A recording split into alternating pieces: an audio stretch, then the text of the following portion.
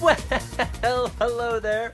My name is Beau, and as you know me, I like to demonstrate and review all sorts of fun, fantastic things. Today, I am coming to you with this flashlight.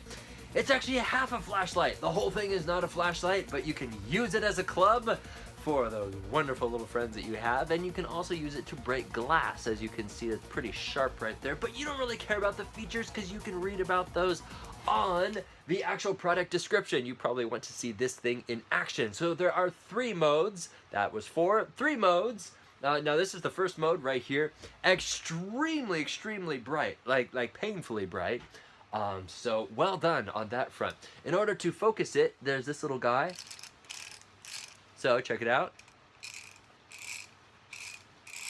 Isn't that nice? There's actually clicky feedback, so you know whether or not you're doing it. Do you ever get a flashlight and you're not quite sure if it's focusing unless you shine it down at your feet? But this is actually clicking, so you know whether or not it is going in or out, in and out. That's nice. By the way, the little pin is, wow, that's super bright. I can light up my whole backyard with this thing. But you're probably wondering about the knife, aren't you? Oh, wait. The last two features, you click it again, it's dim, and then the last one is the strobe, in case you want a strobe, and then you click it again, and it starts over with the brightest function. So just three functions, very simple. Click it off. There we go. By the way, the little button, it kind of rattles. Not very precise machinery here going on. Yeah, I don't know why that rattles, but that may trouble my soul. On to the knife, shall we?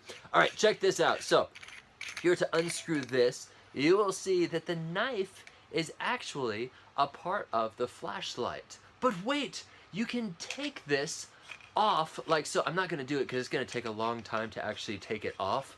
But you could also put the knife on this as well. So you can put the knife inside the flashlight. Well, I'm gonna take it off. You want to see the full demo here, don't you? Now, this is what I meant at the beginning of the video by this is pretty much half of a flashlight. Because if you look in there, the flashlight pretty much starts right there and goes this way. And the battery is right in there. It does come with a charger for the battery and whatnot. And then the rest of it is a knife. How cool is that? Let's see, wait, I'm sorry, it looks like the only option for this is to actually put it on there like so. The reason why they allow you to take the knife off like this is, I will show you, I'm gonna put this precariously between my lips. I will not cut myself, I promise, but I'm gonna show you right here. Here, check this out. So, this is the end, so right there. Glass breaker, and this goes on there. I don't think pirates really carried knives like that. That's very dangerous. Do not try these things at home. Now, back to the review. You'll see that this is now transformed into a normal size looking flashlight with no knife in there. Because I took the glass breaker, this little cap, off of this tube right here. As you can see, it's just a hollow tube.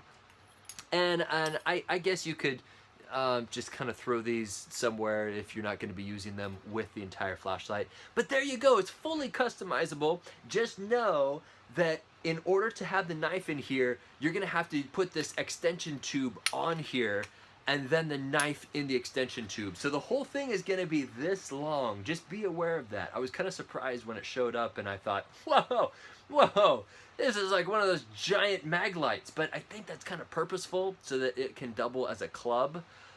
So that's nice.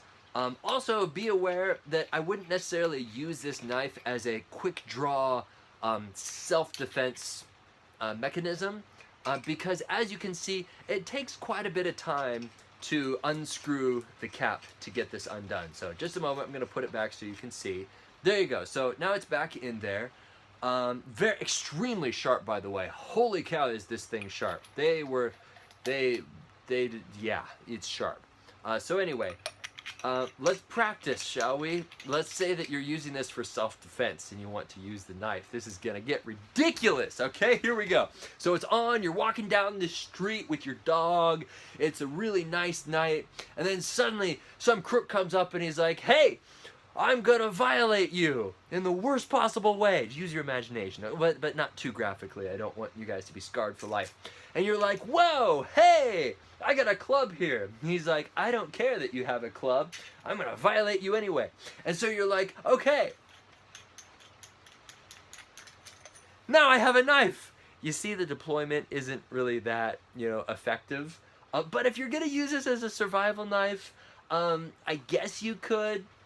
It's most survival knives you don't really want turning like this in there. I mean, I guess you could really reef it down so it's hard to turn. But for a survival knife, and yes, I do like outdoors survival type things, consider getting like a full tang knife, like an actual survival knife that's designed for survival. But if push comes to shove, great. There's a knife built into your flashlight. Awesome. So there you go.